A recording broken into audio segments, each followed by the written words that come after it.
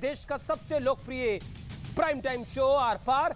शिव भक्तों के लिए आज ऐतिहासिक दिन है क्योंकि ज्ञानवापी मस्जिद और श्रृंगार गौरी मामले में वाराणसी की जिला अदालत का फैसला आ गया है। कोर्ट ने मुस्लिम पक्ष की याचिका को सिरे से खारिज कर दिया है। कोर्ट ने अपने अहम फैसले में कहा है कि यह केस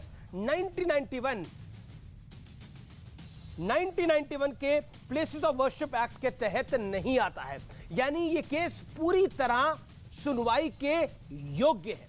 कोर्ट का यह फैसला आता ही हिंदू पक्ष ने ढोल नगाड़ों और हर हर महादेव के नारों के साथ जश्न मनाना शुरू कर दिया, लेकिन दूसरी तरफ मुस्लिम पक्ष इस फैसले के बाद कोर्ट पर सवाल उठा रहा है और वैसी कह रहे हैं कि कोर्ट के फैसले के बाद नए नए विवाद सामने आएंगे तो कांग्रेस के बड़े नेता राशिद अल्वी 2 कदम आगे बढ़ते हुए कह रहे हैं कि जज को किसी एक विचारधारा से जुड़ा नहीं होना चाहिए। लेकिन याद कीजिए ज्ञानवापी मामले में कैसे कैसे कुतर्क दिए गए। पहले कहा गया कि यहां मंदिर का कोई नामो निशान नहीं है, शिवलिंग जैसी कोई आकृति नहीं मिली है तो इसे फवारा कहा जाए। अब आज सच्चाई सबके सामने आ गई है, लेकिन आज सबसे बड़ा सवाल है कि क्या ज्ञानवापी के सबूतों को किसी साजिश के तहत छुपाया गया था। इसी पर होगी देश की सबसे बड़ी बहस। अयोध्या सजा दी है, क्या काशी भी सजा देंगे? आज का आर पार इसी पर।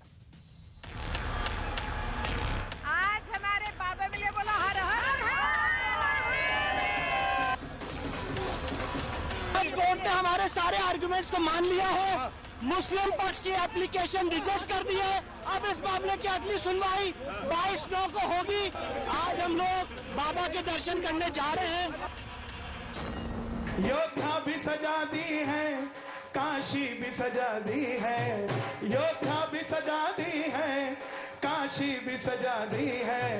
घनश्याम कृपा कर दो, घनश्याम कृपा कर दो, मथुरा भी सजाएंगे।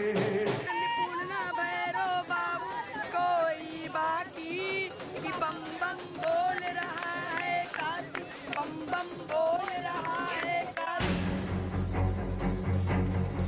दुनिया के करोड़ों शिव भक्तों के लिए आज का दिन ऐतिहासिक है। ज्ञानवापी मस्जिद और श्रृंगार गौरी मामले पर वाराणसी की जिला अदालत ने मुस्लिम पक्ष की याचिका को खारिज करते हुए अपने फैसले में कहा कि ये मामला सुनवाई योग्य है। ये केस 1991 के वर्शिप एक्ट के तहत नहीं आता। 2 सितंबर को इस मामले में अगली सुनवाई होगी। इसमें अब मुस्लिम समाज की तरफ से एक अच्छा जेस्चर आना चाहिए मथुरा और काशी को लेकर के। उनको नहीं आना मथुरा में पूजा करने, उनको नहीं आना है काशी में पूजा करने के लिए। हिंदू वहाँ पूजा करे, उसका मंदिर अच्छा सा बन जाए, इसमें सपोर्ट करना। लेकिन दूसरी तरफ मुस्लिम पक्ष इस फैसले के खिलाफ इलाहाबाद हाई कोर्ट में अपील की तैयारी में जुट गया है।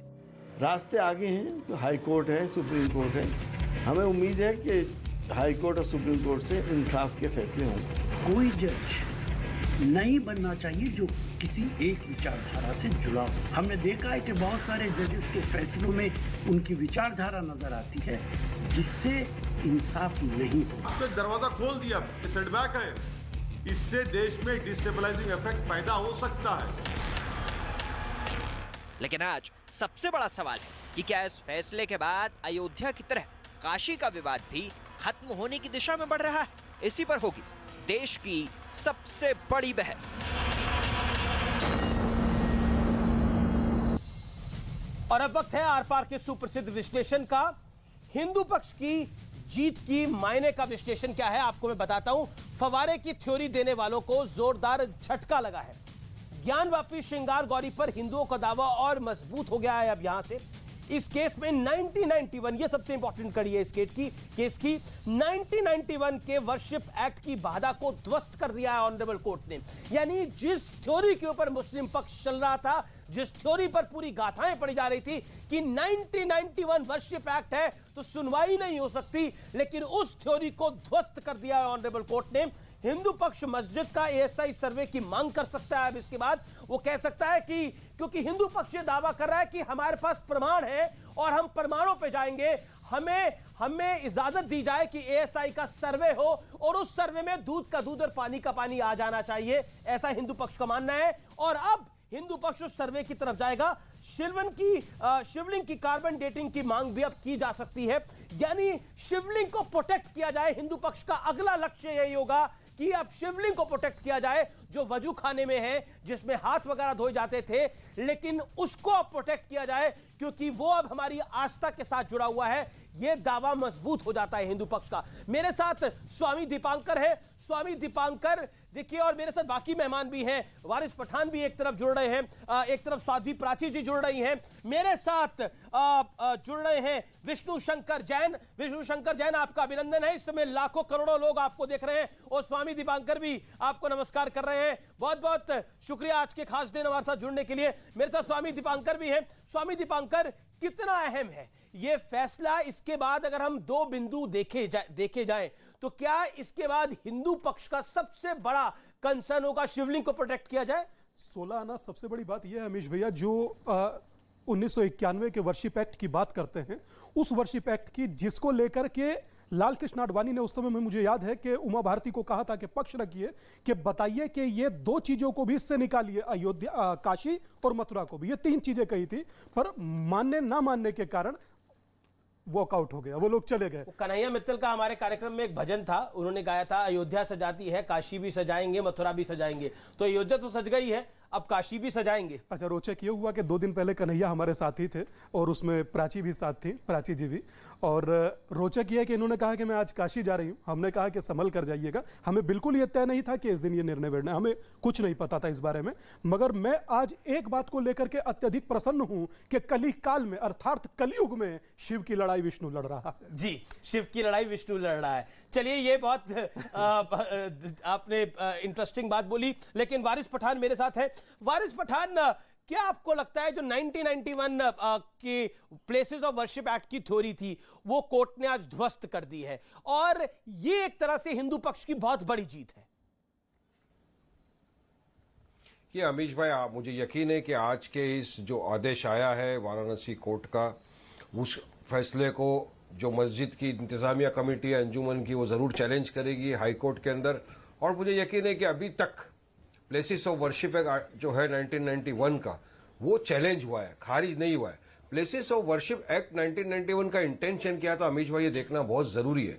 उस वक्त बाबरी मस्जिद का जब केस चला, टाइटल सूट डिक्लेयर हो रहा था सिविल का, तब सुप्रीम कोर्ट के जजेस ने कहा कि बाबरी मस्जिद के बाद अब कोई इस तरह का काम नहीं हो, लोगों में डिसेंट पैदा नहीं हो, फिर अराजकता नहीं पैदा हो, देश का माहौल खराब नहीं हो, डिस्टेबलाइजेशन नहीं हो, तो ये कानून लाना जरूरी है। उसको उन्होंने बताया कि बेसिक स्ट्रक्चर ऑफ संविधान बन गया है कि जो भी मॉन्यूमेंट 15 अगस्त 1947 तक है, उसका आप नेचर और कैरेक्टर को बदल नहीं सकते, चेंज नहीं कर सकते। ये इंटेंशन था। मगर आज का जो ऑर्डर आया है, ये इस बात को दर्शाता है कि ये उल्लंघन किया है प्लेसेस ऑफ वर्शिप एक्ट 1991 का। तो क्या फायदा हुआ? वही पर 1936 का जजमेंट है। और आज की जजमेंट ये चिल्ला के कहती है कि प्लेसेस ऑफ वर्शिप एक्ट की जो प्लेसेस ऑफ वर्शिप एक्ट की जो एक बात थी, वो ध्वस्त कर रही है ऑनरेबल कोर्ट ने। एक सेकंड, लेकिन देखिए दूसरी तरफ से कमेंट क्या है। मैं एक सेकंड सुनवाई होगी, सुनिए अमीश भाई, 10 सेकंड में कंप्लीट कर दूंगा मेरी बात को। जी, आप 15 सेकंड ले जजमेंट ने कहीं भी ये नहीं कहा है कि वो जो 5 हमारी महिला बहनें हैं उनको वहां पे वर्शिप करने दे दिया जाए। आज के जजमेंट ने कहीं पर भी ऐसा नहीं दर्शाता है कि नमाज पे रोक लग गई हो, या वजू पे रोक लग गई हो। दर्शाता है कि आदेश है, वजू कर सकते हैं, नमाज पढ़ सकते हैं। पेशे से वकील है वारिस जी, आप पेशे से वकील हैं, और इसलिए मैं जानता हूं कि आप समझते होंगे कानून की पेचीदगियों को। ये वाली जो याचिका थी, क्या ये सुनवाई करने के लायक है? केस की नहीं है, ये उस मामले में थी, और कोर्ट ने माना है कि केस सुनने लायक है। केस सुनने लायक क्यों है? क्योंकि तथ्य इस कोर्ट के सामने जो रखे गए, वो साक्ष्य जो रखे गए, वो मजबूत थे हिंदू पक्ष के। ये बात को आप समझेंगे। लेकिन मेरे साथ वकील हैं विष्णु शंकर जैन। विष्णु शंकर जैन, जैसे ही मैंने कार्यक्रम में लोगों को बताया कि मेरे साथ विष्णु शंकर जैन जुड़ रहे हैं, लोगों का अभिवादन और अभिनंदन आपके लिए आया, लेकिन कई सवाल भी आए। एक और पेशे से वकील हैं मेराजुद्दीन सिद्दीकी। वो कहते हैं न्यायपालिका आपकी है, संसद में कानून आपने बनाया है, आप चाहते हैं सब लोग बिक जाएं आपके हाथ में। राशिद अलवी ने कहा कि जज को किसी तरफ नहीं होना चाहिए। राशिद अलवी ने कहा जज को किसी तरफ नहीं होना चाहिए। मैं एक वकील की बात बता रहा हूं, और मुस्लिम पक्ष के, और राशिद अलवी की बात बता रहा हूं जो कांग्रेस के नेता हैं। देखिए अमीश जी, बहुत बहुत दुखद है जो इस तरह के बयान आ रहे हैं और ऑनरेबल कोर्ट और ऑनरेबल जज पे जो पर्सनल टिप्पणी की जा रही है, मुझे उसके खिलाफ सख्त विरोध है। और जो बात कर रहे हैं कि जज किसी विचारधारा से नहीं होना चाहिए, तो आप क्या कहना चाहते हैं कि जो ऑनरेबल डिस्ट्रिक्ट जज साहब है किसी पर्टिकुलर विचारधारा से? उन्होंने तो कोई भी फैसला आस्था के आधार पे नहीं दिया है। सारा फैसला जो मुस्लिम पक्ष की दलीलें थी उसको एग्जामिन करके दिया गया है। उनकी जो दलीलें थी कि भाई यहाँ पे ऑर्डर 7 रूल 11 में इनका केस रिजेक्ट किया जाए, प्लेसेस ऑफ वर्शिप एक्ट से केस गवर्नड है, उसको लीगली एग्जामिन करते हुए दोनों पक्ष के इंटरप्रिटेशन को सुनने के बाद ये ऑर्डर पास किया गया है।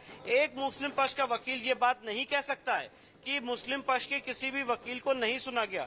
अमीश भाई, हम इस केस की हियरिंग के लिए दिल्ली से काशी आते थे और मुस्लिम पक्ष के वकील ये कहते थे कि हम सिर्फ 1 घंटे आज बहस करेंगे, बाकी बहस कल होगी। अगले दिन आते थे तो कहते थे आज बहस नहीं करेंगे, 2 दिन बाद करेंगे। हम वापस आते थे, कभी जाते थे वहां पे कंडोलेंस हो जाती थी। तो जितनी धैर्यता से, संयम से उनके सारे आर्गुमेंट्स को सुनने के बाद अपना प्रत्युत्तर दिया है, उसके बाद ये फैसला आया। और मैं बात कहना चाहता हूँ, आप इस बात को समझिए, और मैं वारिस भाई को भी कहना चाहता हूँ, प्लेसेस ऑफ वर्शिप एक्ट के 2 पहलू हैं। पहला पहलू है कि प्लेसेस ऑफ वर्शिप असंवैधानिक है, वो सुप्रीम कोर्ट में एग्जामिन किया जा रहा है। प्लेसेस ऑफ वर्शिप एक्ट का दूसरा पहलू ये है कि प्लेसेस ऑफ वर्शिप एक्ट को अगर एज इट इज भी पढ़ लिया जाए तो वो धार्मिक स्वरूप तय करने की इजाजत देता है, और उसी इंटरप्रिटेशन के आधार पे आज ये सूट मेंटेनेबल होल्ड किया गया है। ये जो बातें आज मैं आपके सामने रख रहा हूँ, आपके सामने मैंने पहले भी रखी हैं, पर वो सिर्फ सारी बातें कोर्ट का ऑर्डर बन चुका है। वारिस पठान, क्या ये बात जायज है जिसके अंदर मराजुद्दीन सिद्दीकी कह रहे हैं कि सब लोग बिक चुके हैं, और राशिद अलवी कह रहे हैं कि जज को किसी विचारधारा से नहीं होना चाहिए? क्या ये जायज बात है? अगर फैसला आपकी पक्ष में नहीं होगा तो गाली देंगे? नहीं, अमीश भाई, उन्होंने क्या कहा, मैं उनका प्रवक्ता तो नहीं हूं, मैं तो अपनी बात रखने के लिए बैठा हूं। मेरा मानना यह है कि देश संविधान से चलेगा, कायदे कानून से चलेगा, आस्था की बुनियाद से नहीं चलेगा। विष्णु जैन अभी मेरे साथ एक चैनल पर बैठे हुए थे, उन्होंने क्या कहा, अब तक प्लेसेस ऑफ वर्शिप एक्ट जो है 1991 का वो है, उसको चैलेंज हुआ है, मगर वो होते हुए भी हमने निचली अदालत से जाकर ये ऑर्डर लेके आ गया। ये हमारी जीत। तो किस तरह से चलेगा? क्या उच्च न्यायालय के अंदर एक मैटर पेंडिंग है जिसको चैलेंज किया? संविधान का दायरा क्या होता है? क्या लोअर कोर्ट संविधान का दायरा क्या होता है? जी, स्वामी दीपांकर कुछ ऐड करेंगे। स्वामी दीपांकर बार बार संविधान संविधान संविधान, एक कह रहा है कि लोग हर कोई बिक चुका है, एक कह रहा है कि जज की विचारधारा खराब है, और बात हो रही है संविधान की ढाल की। ये संविधान के दायरे में है। रोचक, इससे ज्यादा मैंने शायद अपने जीवन काल में नहीं देखा। संविधान का जिक्र कर संविधान की रक्षा करने वाले लोगों को इतना मतलब उपेक्षित करना, यह भी एक तरीके का मैं समझता हूं अमीश भाई, यह भी एक टैक्टिस है। उनको प्रेशराइज करने की यह भी एक टैक्टिस है, और जो कि नहीं होनी चाहिए। अगर जो बात संविधान की है तो यह फैसला आया कहां से? अदालत ने न दिया है, और अगर अदालत ने फैसला दिया है तो उसका सम्मान करने का अधिकार है किसका? मैं एक बात अमीश भाई आज से नहीं, तकरीबन 5-4 साल से कहता आ रहा हूं, दीवारें अब से नहीं कब से चिल्ला रही थी, मगर हमें कहां सुनाई आ रही थी। मगर आज की स्थिति जिस जी शदाब चौहान, आपको मैं मौका दे रहा हूं। यह संविधान सम्मत फैसला नहीं है जो हुआ है, आज हुआ है कि पहले इस पे हाँ या ना बोलिएगा, उसके बाद आगे बढ़ूंगा मैं कहानी को। नहीं, हम इसको असंवैधानिक मानते हैं। क्यों? अब जब आप असंवैधानिक कैसे मानते हैं? इसे प्रूफ करिए, प्रूफ करिए। आप इसे डिसएग्री कर सकते हैं, इसे असंवैधानिक कैसे मानते हैं आप? मैं बता रहा हूं कैसे मानते हैं। और ये संवैधानिक है जो कह रहा है कि लोग बिके हुए हैं, ये संवैधानिक है जो कह रहा है कि जज की विचारधारा थी ऐसी। अब सुन लीजिए अमीश भाई जी, प्लेसेस ऑफ वर्शिप एक्ट जब तक रहेगा, बाकी रहेगा 1991, और सुप्रीम कोर्ट वर्डिक्ट जो 2019 है, दोनों क्या कहते हैं? दोनों का कॉम्बिनेशन ये कहता है नो मोर डिस्प्यूट। अब धर्म के नाम पर किसी भी धर्म स्थल पर कोई गुंडा कब्जा नहीं कर सकता। तो फिर कैसे ये तय करेंगे? ये भारत के अंदर नहीं, क्या टेररिस्ट एक्टिविटी नहीं थी? बाबरी मस्जिद की शहादत टेररिस्ट एक्टिविटी थी। मैं भी आपको ट्विटर पे दिखाऊंगा। गुंडा कब्जा नहीं कर सकता। कोई गुंडा किसी धर्म स्थल पर गुंडे लग रहे हैं आपको, जब बगल में आपके बैठे हैं। तो मैं सम्मान करता हूं। इनको किसने गुंडा बोला? ये गुंडे लग रहे हैं जो जबरदस्ती कब्जा करेंगे। ऐसे ही कई साधु संत हैं जिनकी आस्था में साधु संत वो है जो शांति और न्याय के लिए खड़ा हो, जो अत्याचार करे, और साधु नहीं वो मौलवी जो अत्याचार करे। और साध्वी प्राची जैसे लोग तो जहर उगलते हैं, समाज को तोड़ने का कार्य करते हैं। संत का रूप तो ये है। ओके, साध्वी प्राची नहीं, साध्वी प्राची।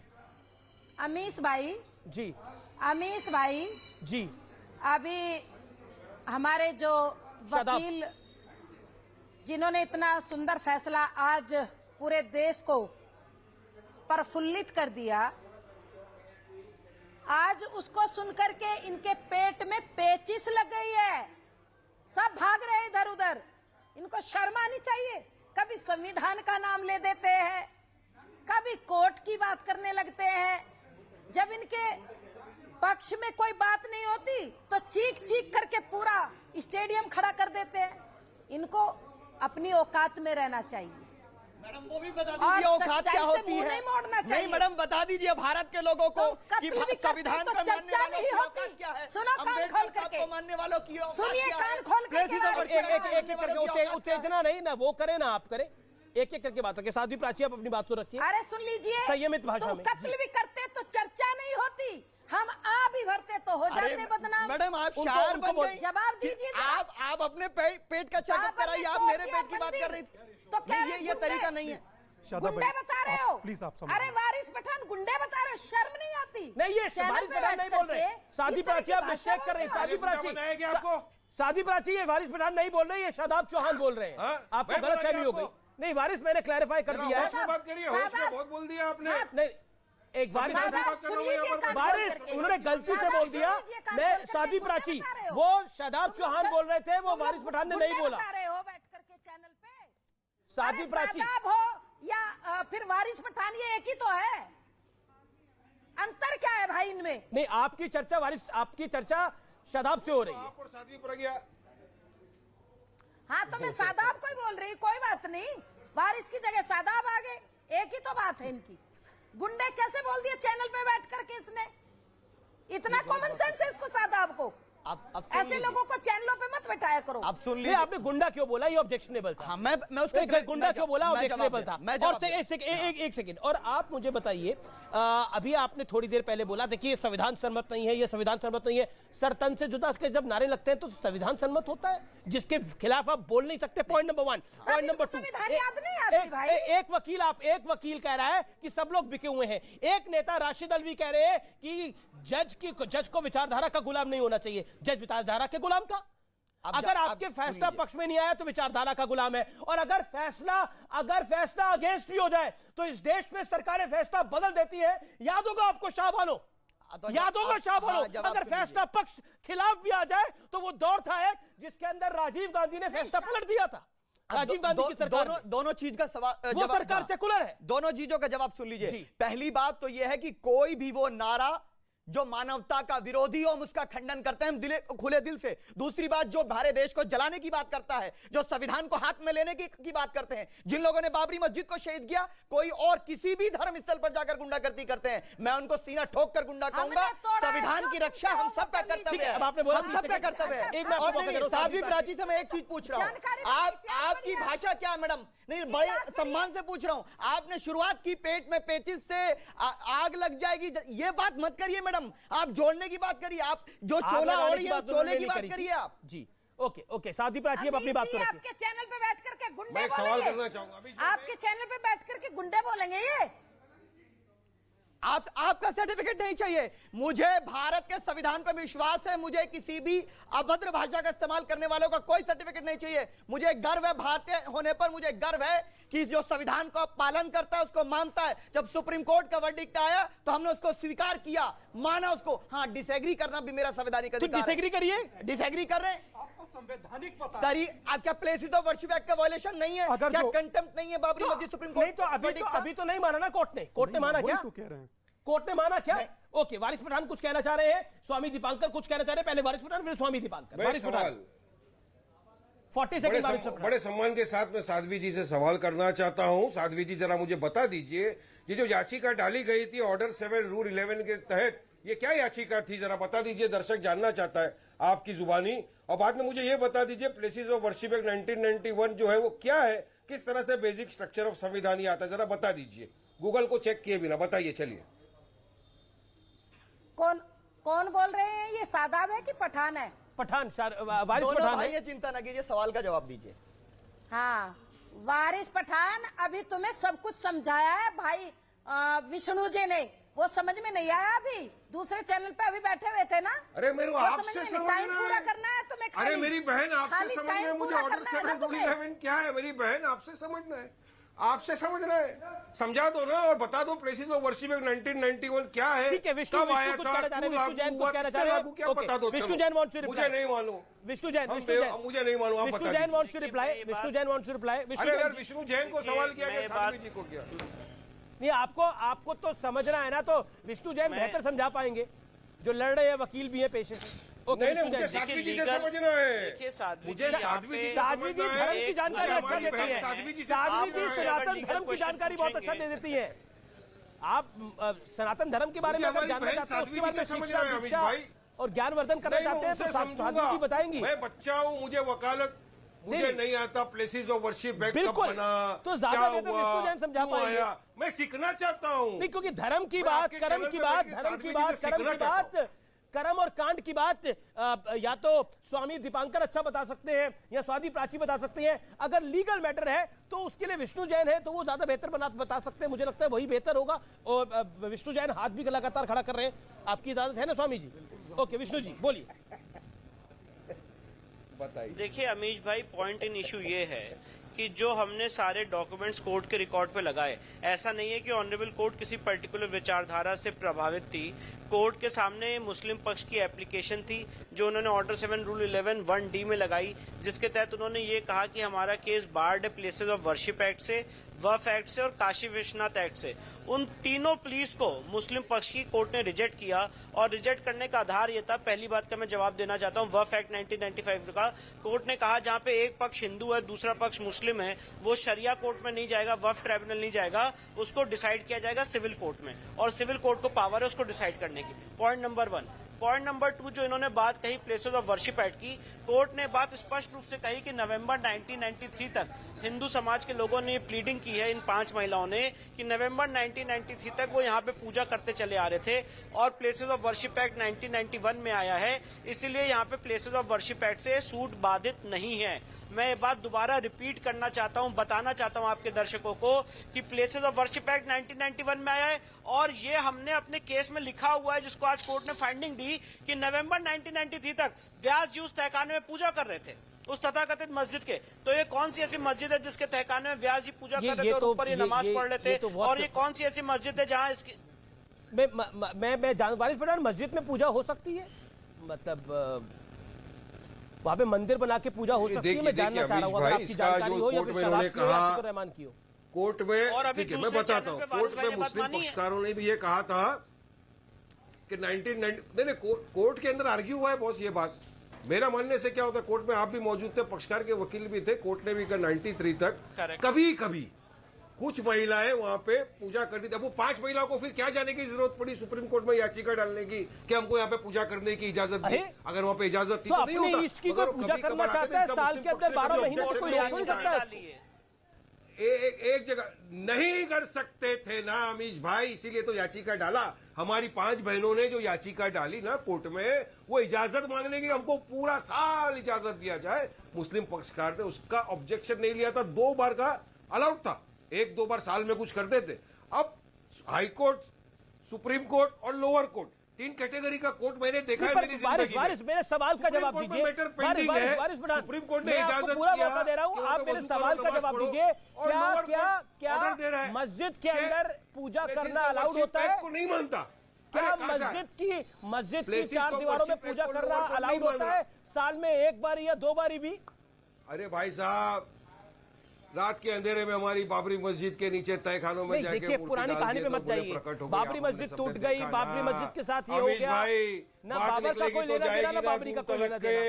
सुनिए ना अमीश भाई, ये कोर्ट के जो जज ने ऑब्जर्व किया है ना, इसके खिलाफ चैलेंज होगा हाईकोर्ट के अंदर। बिल्कुल चैलेंज करिए, वो आपका मौलिक अधिकार है। एक बात, जितना स्वामी दीपांकर आपके पास जानकारी है, स्वामी दीपांकर 1 to 1 स्वामी दीपांकर, और शराब इसका जवाब हो तो हाथ खड़ा करिएगा, मैं आपसे जवाब जरूर दूंगा। ठीक है Waris hold on, Waris Pathan hold on. एक बताइए, किसी मस्जिद के अंदर पूजा हो सकती है? तो इतनी लड़ाई कैसे हो सकती है? फिर आप बात पर आप किस तरह से बिहेवियर अपना कर रहे हैं? एक व्यक्ति कह दे रहा है, बोले कि एक विचारधारा से प्रभावित नहीं होना चाहिए किसी जज को। आप समझ रहे हैं कि आप बोल क्या रहे हैं? और वो भी वकील। और रोचक ये है कि उसके बाद आप कहते हैं हम संविधान को मानते हैं। आप संविधान को कब मानते हैं? जब लाउड स्पीकर चलने दिया जाए। नहीं, मैंने कहा कि ये दीपांकर जी पहले क्लियर करिए दर्शकों के सामने किसने ये बात करी। वारिस भाई, मैंने कहा कोर्ट का जो फैसला आया उसको चैलेंज करेंगे। वारिस भाई मैंने आपका नाम ही नहीं लिया। नहीं, वो बोल रहे हैं कि एक वकील बैठे उन्होंने ये बात करी। वारिस भाई आपका नाम नहीं लिया। वकील आप अकेले नहीं है। सिद्दीकी की बात कर रहे हैं आप अकेले वकील कहां है दादा? अब जिस प्रकार की परिस्थिति वर्तमान है, ठीक है, फिर मेरी गलती।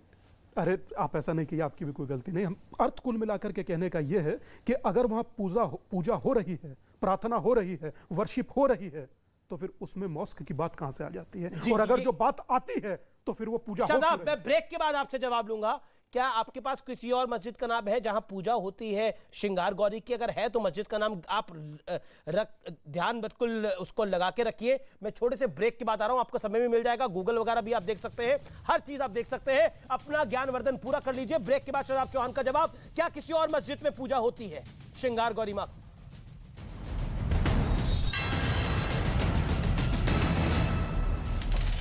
ऐसे हाल के दिनों में कोरियाई प्रायद्वीप में तनाव बढ़ा है, उसे देखते हुए किम के ऐलान को हल्के में नहीं लिया जा सकता। इस बीच खैरसौन में यूक्रेन की सेना के पलटवार से बौखलाए वेलकम बैक व्यूअर्स, आप देख रहे हैं आर पार, इस समय न्यूज 18 इंडिया पर, देश का सबसे लोकप्रिय प्राइम टाइम शो। इस समय की बड़ी ब्रेकिंग स्टोरी आ रही है। मुस्लिम पक्ष के वकील का एक बड़ा बयान आया है। मैं आपको बयान बता देता हूं क्या है। मुस्लिम पक्ष के वकील का बयान आया है, न्यायपालिका आपकी है, संसद से कानून आपने बनाया है, आप चाहते हैं सब लोग बिक जाएं आपके हाथ में, ये कहा है।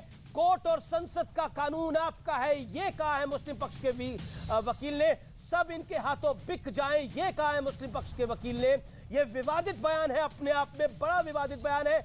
दूसरा विवादित बयान राशिद अल्वी ने दिया है और कहा है कि जज को किसी विचारधारा का नहीं होना चाहिए। लेकिन मेरा मूलतः सवाल है कि अगर वहां पर मंदिर था ही नहीं दुनिया में, देश में, शादाब चौहान, जो ब्रेक से पहले मैंने सवाल पूछा था, वो हर चीज को ध्वस्त कर देगा, वो कोर्ट के इस फैसले को भी ध्वस्त कर देगा। दुनिया में एक मस्जिद बताइए जहां मां श्रृंगार गौरी की पूजा अर्चना होती हो साल में एक बार भी, बताइए क्या होती है किसी मस्जिद में?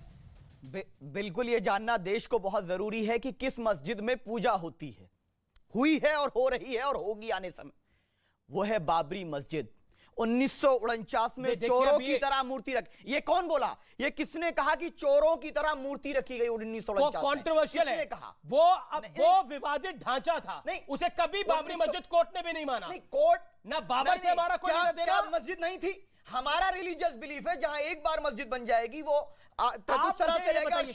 हमेशा मस्जिद रहेगी। आप इधर उधर की बात मत करें ना, और शादाब भाई हम इधर उधर की बात क्यों कर रहे हैं? आप मुझे बताइए कोई और दूसरी मस्जिद जहां मां श्रृंगार गौरी की या फिर किसी और देवी देवता की पूजा अर्चना होती हो साल में एक बार, होती हो तो बताइए। मुंह बंद हो जाएगा स्वामी दीपांकर का, विष्णु जैन साहब का। मैंने बताया तो, हाँ बताइए। कई जगहों पर ये सब हरकतें लोग मस्जिद का नाम बताइए। नाम बता रहा हूं। अभी कर्नाटका में ईदगाह का मसला था कि वहां पर गणेश मैदान था, मैदान को भी ईदगाह मैदान को भी हिंदू मुसलमान में बांट दिया। अगर वहां गणेश चतुर्थी हो जाती तो घास मुसलमान हो जाती क्या? नहीं, बाबरी घास हिंदू हो जाती वहां पर। कहीं भी मूर्ति रख लेने से नहीं होगा। हमारे यहाँ जो प्रक्रिया है, अगर 12 ज्योतिर्लिंग है, 12 ज्योतिर्लिंग है, सबका सम्मान। शादाब एक बात बताइए, मैं आपसे सवाल पूछ रहा हूं, मां श्रृंगार गौरी की पूजा होती थी उधर, नहीं होती थी 1993 तक? अगर हाँ या ना? ये तो सवाल है। अगर सवाल नहीं है, जवाब दीजिए ना। क्या है? क्या प्लेसेस ऑफ वर्शिप एक्ट को मानेंगे या नहीं मानेंगे? मतलब इतना समय किसी को नहीं मिला मेरे शो में जवाब को ढूंढने का। मैंने पूछा कि कोई जगह है, कोई जगह ही नहीं है, इसका जवाब ही नहीं है। कोई जगह ही नहीं है, सिर्फ काशी विश्वनाथ का धाम है। काशी विश्वनाथ का नाम है, जिसके पास ज्ञानवापी मस्जिद है। उस ज्ञानवापी मस्जिद में 1993 तक मां श्रृंगार गौरी की पूजा होती थी। पॉइंट ये है, मां श्रृंगार गौरी की पूजा क्यों होती थी? वजू खाने में शिवलिंग का दावा किया जा रहा है। पॉइंट ये है, जहां नमाज होती है। अब एक सेकंड जी, अब मेरा विष्णु भाई बैठे हैं, उनसे महत्वपूर्ण आग्रह ये है जी, एक तो शिवलिंग को सेव किया जाए। जिस प्रकार से तमाम चीजें, वो तो राम मंदिर भी नहीं मान रहे, वो तो उसको अभी भी बाबरी मस्जिद कह रहे हैं। उनके मानने से होता क्या है जब कोर्ट ने विवादित ढांचा कह दिया? आप उनका सर्टिफिकेट चाहते क्यों, मैं ये नहीं समझ पा रहा हूं। भाई death will kill you later but your ignorance will kill you much before it. आप किसी को कुछ समझ नहीं रहे हैं, आपके अनुकूल कोई चले तो सही, ना कोई खाता ना कोई बई, कुछ बचा कहां है। और रही बात अपनी बात कहने की, अपनी आस्था की। मेरी विष्णु भाई, आप इस समय ऑनएयर हैं और सुन भी रहे हैं, मेरी प्रार्थना है एक बार कोर्ट में यह अर्जी जरूर लगाइए कि वर्ल्ड की मीडिया की, हिंदुस्तान के साथ साथ वहां पर एक बार जाना चाहिए, एक बार दुनिया को दिखाना चाहिए कि एक्चुअल वो प्रेमाइसिस है क्या, जहां दीवारें चिल्ला रही हैं मगर हम कहां सुन पा रहे हैं। महत्वपूर्ण ये अमीश भाई, पूरे शरीर में जिस प्रकार नाभि है उसी प्रकार काशी में ज्ञानवापी है। हम लोग ये क्यों नहीं समझ रहे हैं? और अगर कोई ऐसी स्थिति होगी तो कोर्ट जो निर्णय देगा, जब हम राम मंदिर पर 500 साल प्रतीक्षा कर सकते हैं तो हम इस पर क्या बोलेंगे? और अब से पहले नहीं सुनी गई तब क्या बोला? जी अतीकुर रहमान कुछ कहना चाहते हैं? आप 10 सेकंड बोलिए। अतीकुर रहमान वो अभी तक आए नहीं है। मैं महंत जी से बड़े सम्मान के साथ एक बात कहूंगा कि भारत आस्था पर नहीं, कानून पर और संविधान पर चलेगा। मेरी आस्था नहीं, कानून तय करेगा कि वहां नमाज पढ़ी जाती है, चले जाते हैं। नहीं, किसी की आस्था नहीं, कानून को मान रहे हैं, कानून संविधान कानून को माना, आस्था नहीं, संविधान सुप्रीम है। बस कोर्ट ने कहा तो हम उसे एक्सेप्ट कर रहे हैं। इसीलिए हमने ये नहीं कहा कि हमारे फेवर में नहीं आता खून की नदियां बहेंगी, हमने नहीं कहा। ये किसने कहा था दिल्ली में कि अगर मंदिर नहीं बना तो खून की नदियां बहेंगी? ये किसने कहा था? महंत जी बता दीजिए। मैंने नहीं कहा। सुनिए आदरणीय, मैं कोई पहली बात महंत नहीं, मैं आध्यात्मिक व्यक्ति हूं। आध्यात्मिक दीपांकर स्वामी मेरा नाम है। महंत डिफरेंट होते हैं। बहरहाल मैं तुम्हें सिर्फ इतना सा शादाब भाई कहना चाहता हूं कि हिंदू कभी किसी कानून का तो विरोध जीवन में नहीं कर सकता। अगर जो विरोध करता तो जब हमसे कमरा नंबर पूछा जाता था, अमीश भाई आप साथ थे उस समय, कि राम कौन से कमरे में जन्मे और मेरा हर देवता कोर्ट में खड़ा हो, मतलब मजाक इससे बड़ा दुनिया में कोई हो सकता है? जो हम रोज सहन कर कोई फव्वारा कहता है, कोई शब्द है क्या? कितने नीचे अपनी आस्था को रोज गिरते हुए स्वामी जी, वही तो हम कह रहे हैं कि जिन्होंने बाबरी मस्जिद को शहीद किया वो हिंदू नहीं थे। शादाब भाई, क्योंकि हिंदू न्याय चाहता है, शांति का प्रतीक है। हम तो यही कह रहे हैं। वर्तमान जो चीज है हमें उस पर डिस्कशन करना है। वर्तमान जो समस्या है उस पर डिस्कशन करना है। आज बहुत सारे लोग क्या कह रहे हैं? समस्या देश की प्रगति है। आज बहुत सारे लोग ये कह रहे हैं कि इस पर बैठकर चर्चा क्यों ना हो। इस पर बैठकर चर्चा हुई तो राम मंदिर का निर्णय इतने सालों बाद छकाने के क्यों अदालत से आया? पॉइंट, ये बड़ा महत्वपूर्ण पॉइंट आपने बोला। अतीकुर रहमान, क्या वाइज कॉल यही है कि इस पर बैठ के चर्चा होनी चाहिए? आलिमों में, महंतों में, संतों में, सरकार में, शासन में, लीगल ल्यूमिनरीज के अंदर? क्योंकि अगर देखिए कुछ चीजों कुछ साक्ष्य होते हैं और हिंदू पक्ष अब ये मानता है कि एएसआई की उधर जांच होनी चाहिए। और दीवारें, आपने भी तस्वीरें देखी हैं, किसी भी मस्जिद के अंदर मां लक्ष्मी की तस्वीर नहीं होती, किसी भी मस्जिद के अंदर मां श्रृंगार गौरी का मंदिर नहीं होता, कमल का फूल नहीं होता। क्या आपको लगता नहीं कि जो बात स्वामी दीपांकर कह रहे हैं, दीवारें चीख रही हैं, चिल्ला रही हैं, लेकिन फिर भी हम भरी दोपहरी में आंखें बंद करके कहना चाहते हैं सूर्य उदय नहीं हुआ है? Atiqur Rahman, no one else. Amish ji, Swami Dipankar ji की बड़ी अच्छी बात है। स्वामी दीपांकर जी जब तक के वो हिंदू और वो मुसलमान अपने दिल में दूसरे किसी आस्था की घृणा लेकर अपनी मंदिर और मस्जिद में जाता है, मैं नहीं समझता हूं कि उसका देवता, उसका भगवान, उसका अल्लाह, उसकी कोई प्रार्थना, कोई भी नमाज कबूल करेगा। अमीश जी, हम लोग बहुत नफरत झेल चुके हैं। मैं कम से कम आपके इस चैनल के माध्यम से आपको बता दूं, अब हम परेशान हो गए हैं, ये नफरत नहीं झेलेंगे। भारत का युवा, भारतवासी, मेहनत करने वाला, पसीना बहाने वाला भारत का वो शख्स जो सुबह शाम मेहनत की 2 रोटी कमाता है, उसको ना वो मस्जिद पसंद है ना मंदिर पसंद है जहां पर घृणा का कोई पात्र हो। संविधान सर्वप्रिय है। मेरी मस्जिद, मेरा अल्लाह, मेरा खुदा मेरे अपने सीने में है, मेरी मस्जिद में है। मैं समझता हूं हिंदू भाई भी यही आस्था लेकर मंदिर में दाखिल होता है। इन लोगों को लड़ने दीजिए। कोर्ट हैं, संविधान है, हमारी सरकारें हैं, इससे निपट लें जितनी जल्दी उतनी अच्छा है। हमारे 21st सेंचुरी के चैलेंजेस सिर्फ साइंटिफिक टेम्परामेंट होना चाहिए, सिर्फ संविधान होना चाहिए। कहते हैं इतिहास और की, मेरा पर्सनल इतिहास की धरोहर को भी संभाल के रखना चाहिए और भविष्य की धरोहर पे भी काम करना चाहिए। सरकारें संभाल लेंगी उसको। नहीं, बिल्कुल बात है आपकी। सरकारें संभालेंगी, सरकारें संभाल भी रही है। और सरकारें संभालती, जी, तो आज ये दिन देखना पड़ता। क्यों बना था ये एक्ट? इन 3 चीजों को क्या बाहर नहीं रख सकते थे, जिसका जिक्र विष्णु पुराण से लेकर के वेद की ऋचाओं तक में है। मैं अतीकुर रहमान की किसी बात से मुखालफत नहीं करता, वो अच्छा सोच रहे हैं भारत के लिए, मगर मैं एक बात कहना चाहता हूं शादाब भाई से भी, वारिस भाई से भी और अतीकुर भाई से भी, ये लड़ाई हिंदू मुस्लिम है ही नहीं यार, ये क्यों नहीं समझ रहे हो? ये आक्रांता वर्सेस संस्कृति, पॉइंट यही है, ये पॉइंट यही है। औरंगजेब के साथ क्यों खड़ा होना चाहते हैं वारिस पठान? उसके साथ खड़ा नरेंद्र मोदी ने भी बोले थे कि तलवार की धार पे तो बहुत लोगों ने काशी को मिटाने की कोशिश करी, लेकिन काशी मिट नहीं पाई। ओके, अतीकुर रहमान कुछ कह रहे हैं। अतीकुर रहमान, औरंगजेब के साथ खड़ा क्यों कुछ लोग होना पसंद करते हैं? अतीकुर रहमान कुछ कहना चाह रहे हैं इसके ऊपर। प्रधानमंत्री मोदी ने भी जब काशी विश्वनाथ कॉरिडोर का उद्घाटन किया था ये बात पसंद नहीं करता है,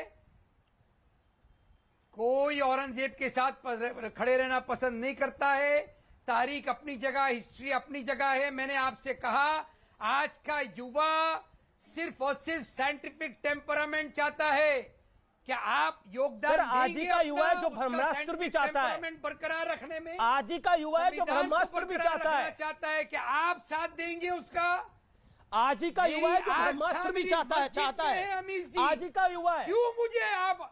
क्यों मुझे कंपेल किया जा रहा है किसी और बात के ऊपर? नहीं, कोई आपको कंपेल नहीं कर रहा, लेकिन इस देश के अंदर ऐसे लोग हैं जो इस देश को लूटने वाले आक्रांता की कब्र पे जाते हैं, वहां सजदा करते हैं। वारिस पठान, क्या आपको लगता है, मैं आता हूं विष्णु जैन, हमारा क्या मतलब है औरंगजेब से? औरंगजेब जिसने काशी को मिटाने की कोशिश करी, सवामन जनेऊ जलाता था, उसके साथ हम खड़ा होना पसंद करते हैं, क्यों? किसने बोला औरंगजेब की जो मजार है अमीश भाई प्रोटेक्टेड मॉन्यूमेंट है? आप मोदी जी को बोल दीजिए कि उसको प्रोटेक्टेड मॉन्यूमेंट जो है वहां पे एएसआई की तरफ से उसको हटा दे, लोग जाना बंद कर देंगे। बात सिंपल है, आपको पहल करना पड़ेगा। मैं यहाँ पे सुन रहा था अतीक भाई का भी लेक्चर, उन्होंने कहा आज का युवा क्या चाहता है। मैं भी थोड़ा सा उस पर टिप्पणी नहीं करूंगा, मैं तो भाषण देने में एक्सपर्ट हूं। आज का युवा चाहता है रोजगार, आज का युवा चाहता है शांति, आज का युवा चाहता है कि पेट्रोल गैस डीजल के जो भाव बढ़ गए वो कम हो जाए। मगर भाजपा नहीं चाहती कि ये हो। भाजपा ये सारी चीजों से ध्यान भटकाने के लिए अपने लोगों को आगे करके मस्जिद मंदिर का मुद्दा लेके आ जाती है। ये बात बताइए, एक बात बताइए, ये सर तन से जुदा कौन सा युवा चाहता है? ये पेट्रोल बम कौन सा युवा चाहता है? ये पत्थर कौन सा युवा मारता है? इनके पास नौकरी नहीं है, बताता हूं, या इनके पास नौकरी नहीं है, या इनके मन में ये वेमेनेस ये कट्टरता भरी जा रही है? नहीं, कुछ युवा है, कुछ ऐसे भी युवा रेडिकलाइज है जो जाके हमारी पार्टी के सदर बैरिस्टर असदुद्दीन की गाड़ी पे गोली मार दिए, उनको मारने की कोशिश गलत है। ऐसा कुछ ऐसे भी लोग हैं अमीश भाई जो धर्म संसद के नाम के ऊपर चलाते हैं और बोलते हैं कि बच्चों छोड़ दो, तलवार उठाओ, नरसंहार कर दो। ऐसे भी रेडिकलाइज हुआ है हमारे देश में। तो सब चीज का तो खंडन करना पड़ेगा ना। आप और मैं मिलकर खंडन तो करेंगे ना अमीश भाई इस बात का। हाँ, सर तन से जुदा के नारों का खंडन किया हम सबने। किसने खंडन नहीं किया? हरिद्वार में हो रही धर्म संसद का कौन से 1 करोड़, कौन से लाख लोग निकले सड़क के ऊपर उनको प्रोटेक्ट करने के लिए? और वो कौन लोग थे अमीश जो सीए का विरोध करते करते मेरठ जलाने पर आ गए थे, मेरठ को तबाह करने पर आ गए थे? कौन थे वो लोग? जवाब एक विष्णु शंकर जैन कुछ कहना चाहते हैं। विष्णु शंकर जैन, बाबरी मस्जिद जो राम मंदिर है वो भी बाबरी मस्जिद के अंदर है, शादाब चौहान कह रहे हैं। देखिए अमीश भाई, मैं ये कहना चाहता हूँ कि जो भगवान शिव हैं वो इस पूरे ब्रह्मांड के क्रिएटर और डिस्ट्रॉयर हैं, और जो डिस्ट्रॉयर और क्रिएटर का मंदिर होता है वो कभी कोई डिस्ट्रॉय नहीं कर सकता है, चाहे वो औरंगजेब हो, चाहे वो कोई भी मुगल आक्रांता हो। तो ये बात स्पष्ट हो चुकी है ऑन रिकॉर्ड और ऑलरेडी प्रूव्ड है सुप्रीम कोर्ट के जजमेंट से कि औरंगजेब ने यहाँ पे मंदिर तोड़ा। मैं शादाब चौहान और वारिस पठान से कहना चाहूँगा कि जो काशी विश्वनाथ एक्ट 1983 का चैलेंज था सुप्रीम कोर्ट में, और उसमें वो ऑनरेबल जस्टिस रामास्वामी का जो जजमेंट है वो उसको पढ़ ले पैरा 1 उठा के। ये बात हमें प्रूव नहीं करनी कि यहाँ पे मंदिर तोड़ा गया। मंदिर तोड़ना तो प्रूव्ड है। सवाल ये है आप जो हमारे मंदिर में घुस के जबरन इस समय नमाज पढ़ रहे हैं उसको रुकवाना है और अपने धर्म स्थल को वापस लेने का ये काम हो रहा है। और जब हम ये काम कर रहे हैं तो इनको लग रहा है कि इस देश का सेकुलरिज्म बिगड़ रहा है। प्लेसेस ऑफ वर्शिप एक्ट की दुहाई दे रहे हैं। प्लेसेस ऑफ वर्शिप एक्ट असंवैधानिक है, ये तो अलग डिबेट है। प्लेसेस ऑफ वर्शिप एक्ट के रहते रहते आज हम ये फैसला लेके आए हैं, ये सबसे महत्वपूर्ण बात है। और मैं दूसरी बात कहना चाहता हूं, हम ये शादाब चौहान भाई तो वही हैं जिन्होंने शायद शिवलिंग वाली बात पे बहुत एक अभद्र ट्वीट किया था, हमने उसको भी देखा है, पर आज तक हमने कभी शादाब भाई और वारिस भाई के मजहब पे तो कोई टिप्पणी नहीं की। हमने सिर्फ अपनी लड़ाई लड़ी है और अपने देवता, अपने आराध्य को रेस्टोर करने के लिए लड़ाई लड़ रहे हैं। आज मैं आपको एक बात और बताना चाहता हूं अमीश भाई, जब ये केस की पूरी हियरिंग चल रही थी, मुस्लिम पक्ष के वकीलों ने क्या स्टैंड रखा यहाँ डिस्ट्रिक्ट जज साहब के सामने? उन्होंने कहा ये मस्जिद हमारे बादशाह औरंगजेब ने बनाई है और इसको वक्फ डेडिकेट किया है और ये आलमगीर मस्जिद है। तो आप आज औरंगजेब के नाम पे अगर टाइटल क्लेम कर रहे हो, तो क्या विष्णु शंकर जैन का या स्वामी दीपांकर का ये हक नहीं है कि वो कम से कम ये बोल सकें कि ये हमारे भगवान का शिव का, हमारे भगवान शिव का मूल स्थान है? ये भी नहीं बोल सकते। इतनी आपकी डोमिनेशन है, इतनी आपकी मतलब यहाँ पे जिद है कि कोई आदमी ये चाहता है कि कोर्ट के पटल पे प्रूफ करे कि ये आपकी मस्जिद नहीं है, मंदिर है। आप औरंगजेब को रहमतुल्लाह बोलते हैं ना? नहीं, औरंगजेब एक सेकंड, आप रहमतुल्लाह बोलते हैं ना औरंगजेब को? क्या मसला? हमारे मसला मैं मसला बताता हूँ। अब आप रुकिए, आप रहमतुल्लाह बोलते हैं ना औरंगजेब को। अगर सजदा करना है ना तो अब्दुल कलाम की मजार पे जाकर सजदा करिए। आपको सजदा नहीं करना है औरंगजेब के यहाँ पर। औरंगजेब को रहमतुल्लाह मत बोलिए। जब आप औरंगजेब को रहमतुल्लाह बोलते हैं तो गुरु तेग बहादुर के कातिल को रहमतुल्लाह बोलते हैं। जब औरंगजेब को आप रहमतुल्लाह बोलते हैं, सुनना पड़ेगा, सुनना पड़ेगा, सुनना पड़ेगा, शादाब सुनना पड़ेगा, शादाब सुनना पड़ेगा। मुंह में हाथ दिया है, सुनना पड़ेगा, सुनना पड़ेगा, सुनना पड़ेगा, सुनना पड़ेगा। देखिए एक इत्मीनान से 30 सेकंड सुन लीजिए, उसके बाद आप बोलिए का। जब आप औरंगजेब को रहमतुल्लाह बोलते हैं तो आप रहमतुल्लाह बोलते हैं गुरु तेग बहादुर के कातिल को। आप रहमतुल्लाह बोलते हैं सवामन जनेऊ जो दिलाता था उसको रहमतुल्लाह बोलते हैं। आप रहमतुल्लाह बोलते हैं जिसने अपने बाप को अपने भाई की गर्दन काट के दे दी थी सत्ता के लिए, आप उसको रहमतुल्लाह बोलते हैं। आप किसको, आप उसकी रहमतुल्लाह पे उनको रहमतुल्लाह बोलते हैं। यही तो चिंता की बात है, ये फिक्र की बात है कि मेरे बगल में एक बैठा हुआ व्यक्ति औरंगजेब जैसे व्यक्ति को रहमतुल्लाह मानता है और उसके बनाई हुई मस्जिद को, जो आप कह रहे हैं, जो कोर्ट में कहा गया, उसकी बनाई हुई मस्जिद को, जो वासुदेव, जो भगवान शंकर का मंदिर था, उसको डिफेंड करता है। बताइए हिंदुस्तान ने क्या नहीं दिया? आप जवाब सुन लीजिए। नहीं, हिंदुस्तान हमारा, दिया लिया की बात कहां से आ गई? हिंदुस्तान हम सबका है, लिया दिया का कोई मैटर नहीं। उसने दिया, उसने लिया, हमारा मुल्क है, इसकी हिफाजत करनी पड़े। औरंगजेब के साथ क्यों? अगर तुम्हारा मुल्क है, तुम्हारे मुल्क को लूटा ना उसने। औरंगजेब रहमतुल्लाह अलैह भारत के बादशाह थे या नहीं थे? बताओ। और बताओ। नहीं मानते, नहीं मानते, लुटेरा था, लुटेरा था, लुटेरा था, लुटेरा था। इंसाफ किसने दिया? नहीं, मुगल लुटेरे नहीं थे, अंग्रेज लुटेरे थे। और आज जब रानी की डेथ हो जाती है, हम कॉन्डोलेंसेस है, लेकिन उसके बाद हमारा झंडा झुकता है। उनके बारे में बोलेंगे आप, जिन्होंने देश को लूटा हो, हमको मारा हो, भगत सिंह को फांसी पे लटकाया हो, उनका अभिमान करेंगे? एक शब्द नहीं बोल सकते अंग्रेजों के खिलाफ। क्यों नहीं बोल सकते? क्योंकि डरते हैं। सब कुछ मुगलों ने ऐसा किया, मुगलों ने ऐसा किया। अंग्रेजों के खिलाफ बोलने में क्यों डर लगता है? क्यों डर लगता है अंग्रेजों के खिलाफ? आप बताइए, अंग्रेजों महारानी का दर्द सबको है, सबको आज भी दर्द है महारानी का। एक आप, मुझे समझ में नहीं आता, या तो आप बेसिक पॉलिटिक्स नहीं समझते, बेसिक डिप्लोमेसी नहीं समझते। महारानी का अगर देहांत हुआ तो उस पे शोक वेदना करता, ये भारत की संस्कृति है। लेकिन लुटेरों का सम्मान करना हमारी संस्कृति नहीं है। लुटेरों के साथ जो शिवाजी ने किया वो महारानी थी उस समय, वो लुटेरे थे जी। लेकिन एक 10 सेकंड, हम कभी भी किसी भी गलत चीज का समर्थन नहीं करते।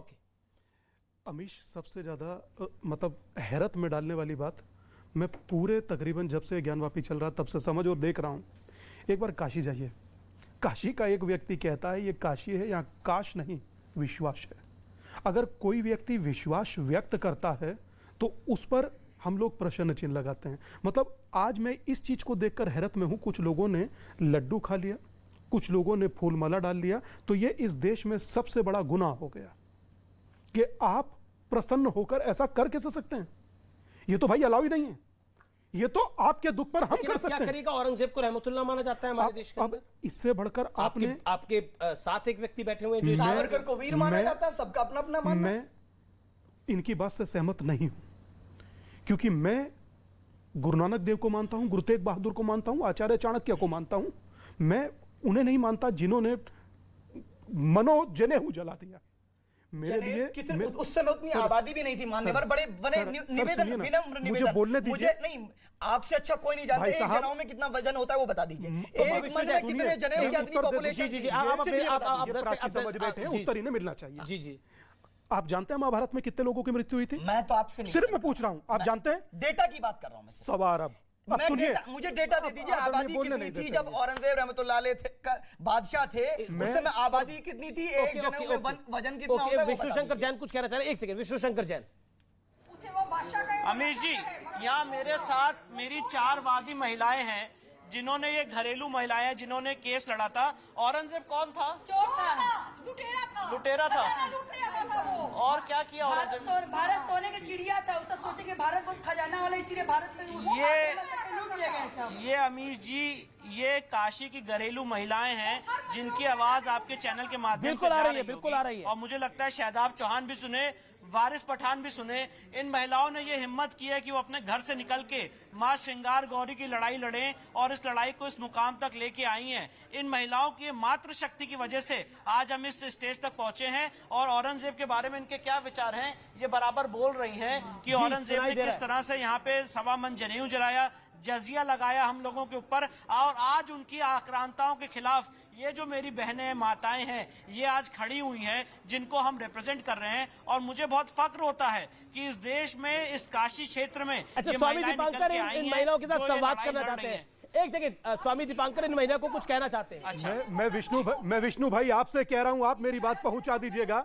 मैं आपसे कह रहा हूं विष्णु भाई कि सबसे पहले तो इन 3 त्रिदेवियों को मेरा प्रणाम कि जो इन्होंने श्रृंगार गौरी की लड़ाई लड़ी। मैं समझता हूं कि गौरी की लड़ाई गौरी ही लड़ सकती है, तो इन्होंने मुझे लगता है कि आधी आबादी के सम्मान की लड़ाई लड़ी है। और सबसे ज्यादा मेरी तरफ से साधुवाद उस देवी को जिसने एक शब्द कहा कि मां अन्नपूर्णा भैरव बाबा, रहा ना कोई बाकी, बम बम बोल रहा है काशी। आपको बहुत बहुत शुभकामनाएं और आप भविष्य के लिए प्रेरणा होंगी।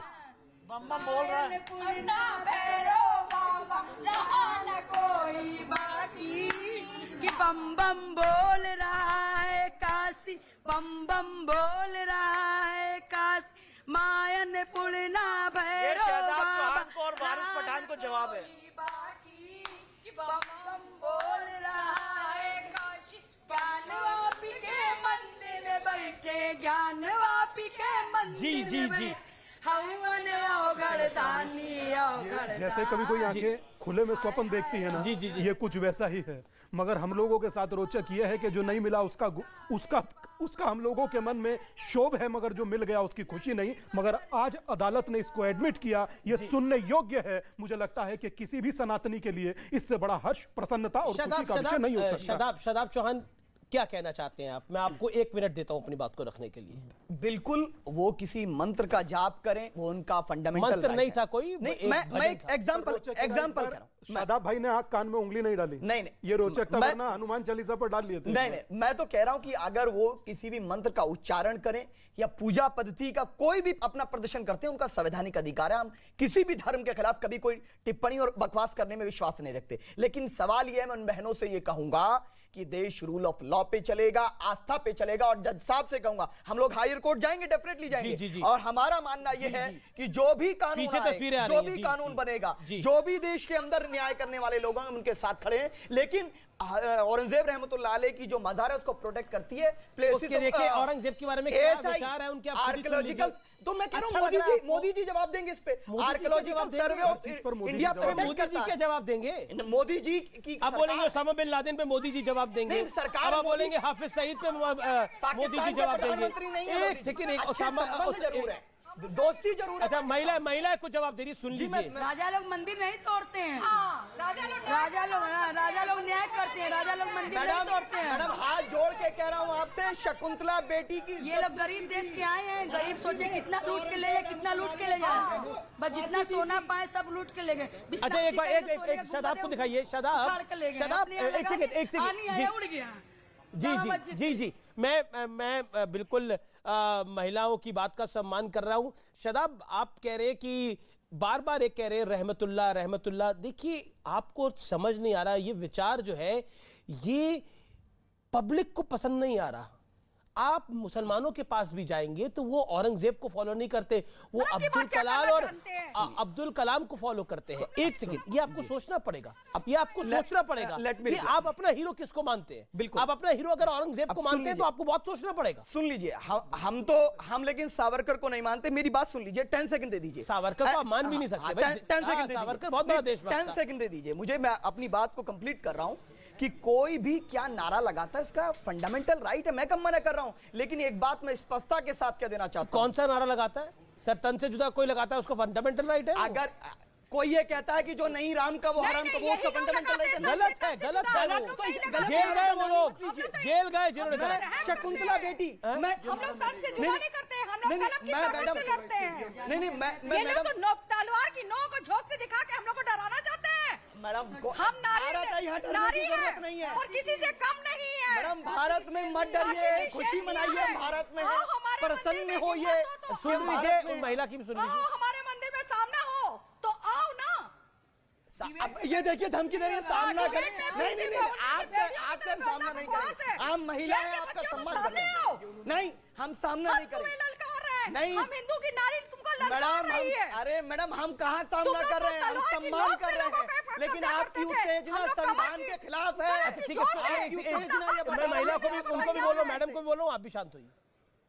ओके, क्या आपको लगता है जो हुआ है, आप पूजा अर्चना करने के लिए जाती है श्रृंगार गौरी की, आपने क्या देखा है उधर? मैं मैडम आपसे जानना चाहता हूँ। अमीश देवगन मैं बोल रहा हूँ। नमस्कार, मेरा स्वीकार करिए। कुछ पूछ रही हैं? हाँ जी, नमस्कार जी, नमस्कार। मैं मंजू व्यास बोल रही हूँ, काशी विश्वनाथ के पास ही रहती हूँ। और अक्सर हम लोग मंदिर, जैसे सभी मंदिर खुलते हैं, सभी मंदिरों के दर्शन होते हैं। खाली एक श्रृंगार गौरी है जो हमारी साल में चैत के चौथे नवरात्रों में आधे घंटे के लिए मंदिर नहीं खुलता था। हम लोग चौखट की पूजा करके चले जाते थे, मंदिर के जाने की इजाजत हम लोग को नहीं मिलती थी। तो अभी हम लोग ने अपने मन में एक विचार किया, हम सभी बहनें मिल करके जाते थे और हमारे मन में यह आया, क्यों नहीं हम इस मंदिर को खुलवाया जाए। हम लोग मूर्ति की पूजा करते हैं, हम लोग जा करके सड़क पे पूजा नहीं करते हैं, हम लोग किसी घर में पूजा नहीं करते, हम लोग मंदिर में जाके पूजा करते हैं, मूर्ति की पूजा करते हैं। चौखट, हम लोग तो जी हम लोग तो जल की भी पूजा करते हैं, ये देखिए, जी, स्वामी दीपांकर कुछ कहना चाहते हैं। चौखट की पूजा करते थे, चौखट की पूजा करते थे। ठीक है मैडम, स्वामी दीपांकर कुछ कहना चाहते हैं। अतीक भाई, मैं आपके पास भी आऊंगा।